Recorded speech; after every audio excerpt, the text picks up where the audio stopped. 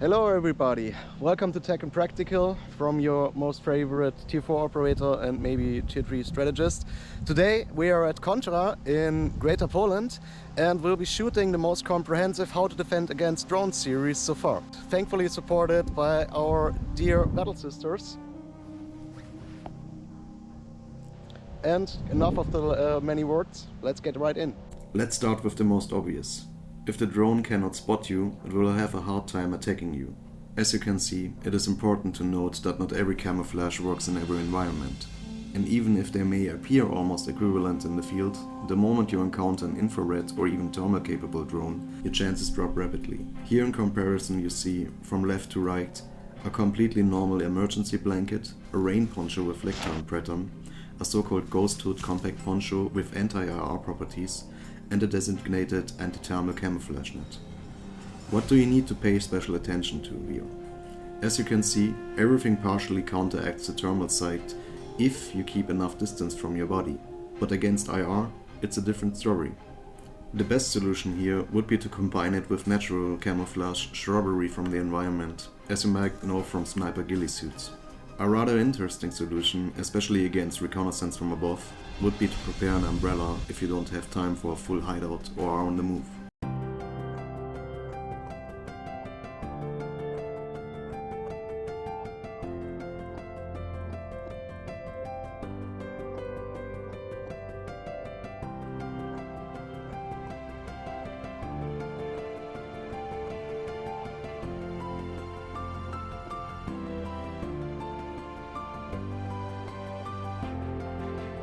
But note, as in a hideout that's too cramped, your body heat can accumulate and render your camouflage ineffective. Now we move over to the more kinetic defense possibilities.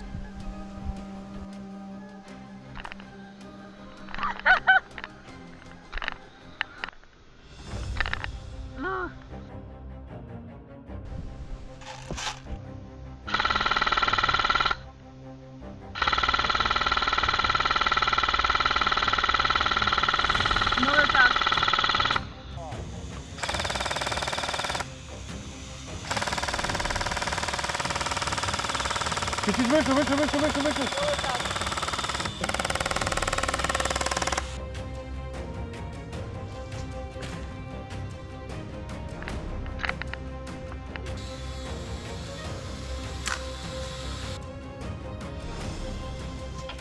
At the time, okay.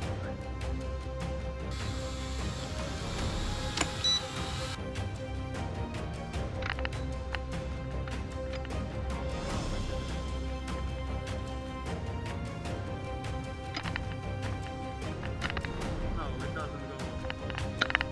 No, it just.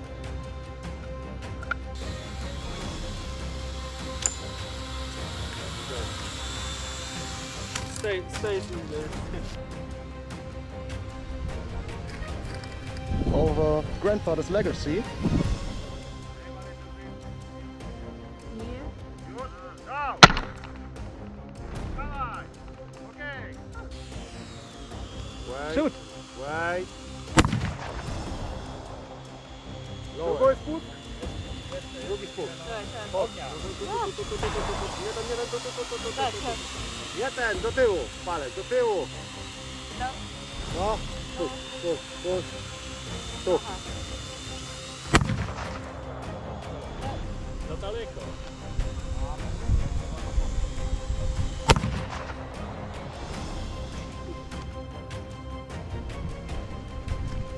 Modern measures. Może.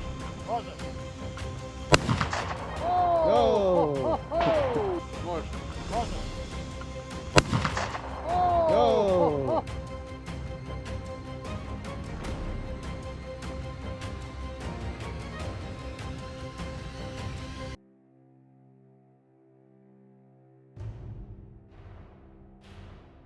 While the rigid architecture and uncompromising material choice permit the safe and permanent attachment and use of an M203 or M320 grenade launcher for M433 HEDP grenades, or the M24 Bolter 40mm anti-drone shotshell for grenade launchers.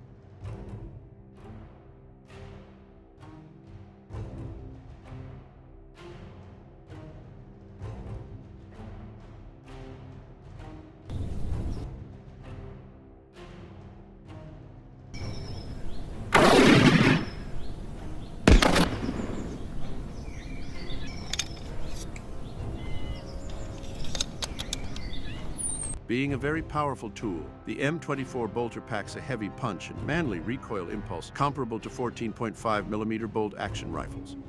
The magic of this enormous 40mm shot shell comes from the sheer number of projectiles and overpressure generated when a single bolter is fired. This number of fragments is equivalent to about 8 rounds of 12-gauge Magnum buckshot, propelling 220 grams at over 4,000 bars of chamber pressure, in contrast to 35 grams at 1,000 bars in a classic Magnum shell. Specifically designed to stay within the safe impulse mechanics a NATO-style grenade launcher is certified for. The bolter has the single highest first hit probability among any man-portable munition currently on the market on aerial targets within 150 meters of range.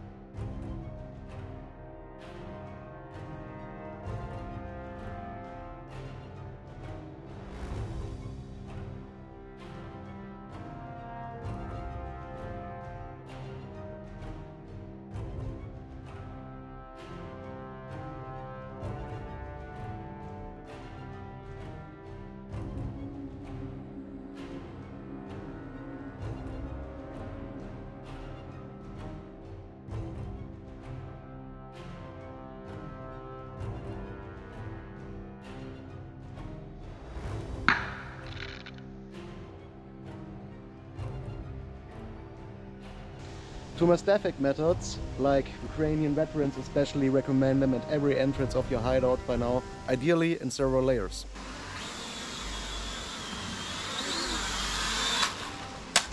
But especially those who perhaps first wanted to comment, what about AI-controlled drones, will surely now want to point out fiber-optic guided ones.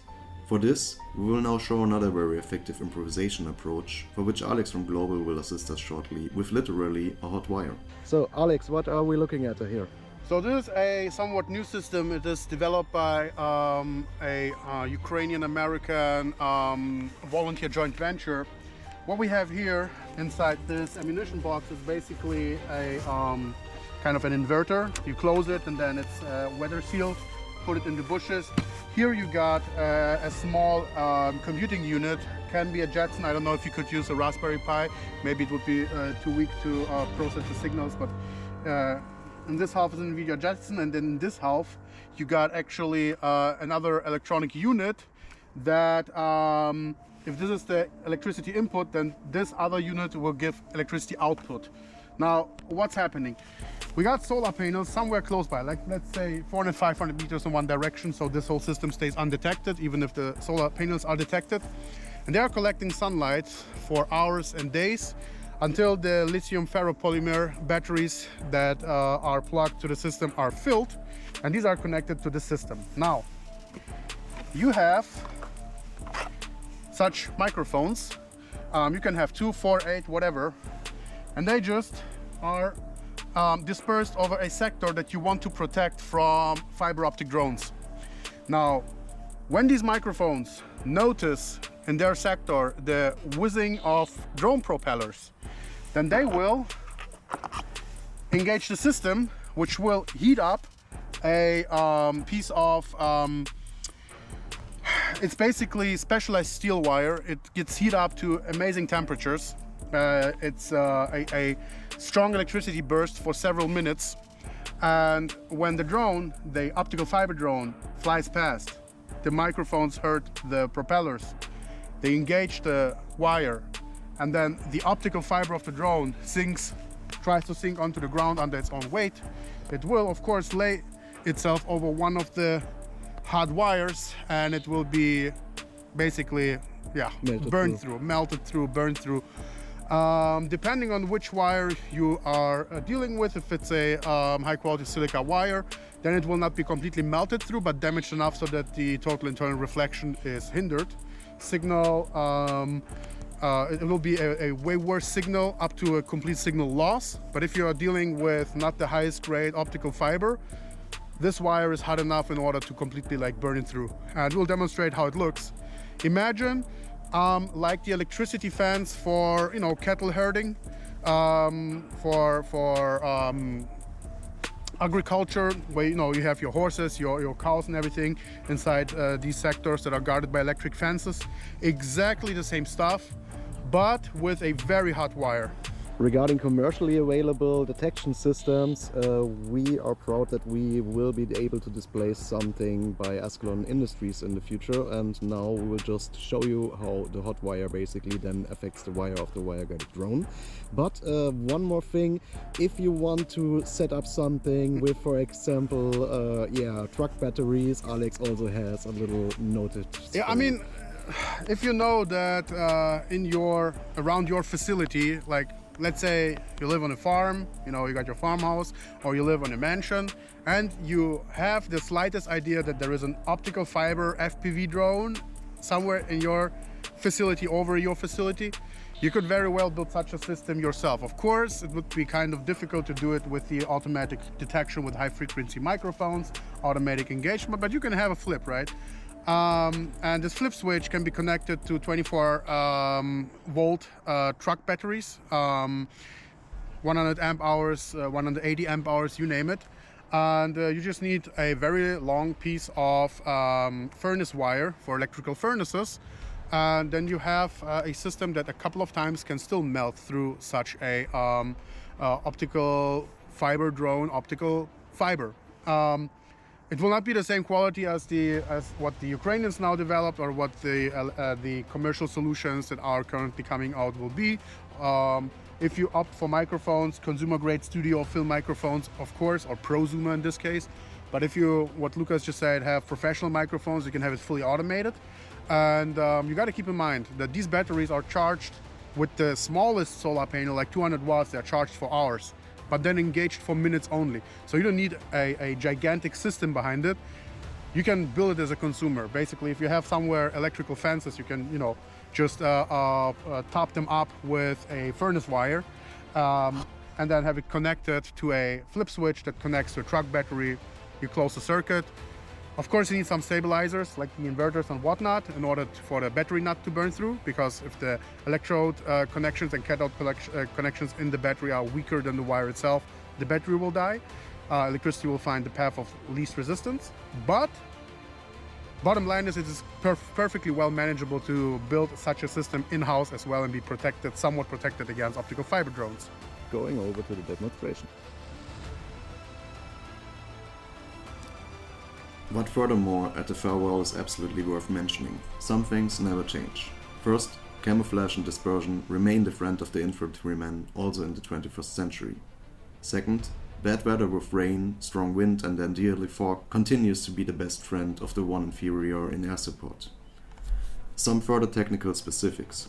Comrade Louis Saurian, formerly of the French Special Forces, who reviewed hundreds of hours of drone attacks, found that especially in restricted environments like forest and urban terrain, the survival chances after being detected remain the best, and further noted that especially moving by motorcycle, e-bike is effective and much more survivable than in four-wheeled vehicles, whereby still not being detected remains the best option naturally, see part 1. Blinding with a strong laser also might disrupt a scout as well as an attack FPV. The usual explosive charge of the conflict parties in Ukraine amounts to 500 grams of RDX and was lethal within a radius of up to 50 meters. Our models here could perhaps only have carried about 250 grams, but let's be honest, even 50 can more than ruin your day with a direct hit.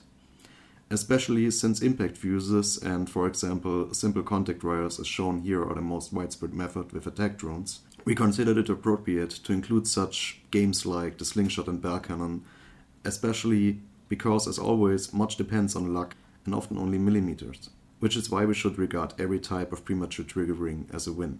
In this sense, many thanks for watching, leave us your thoughts in the comments and especially let us know what you would like to see depicted in a possible continuation.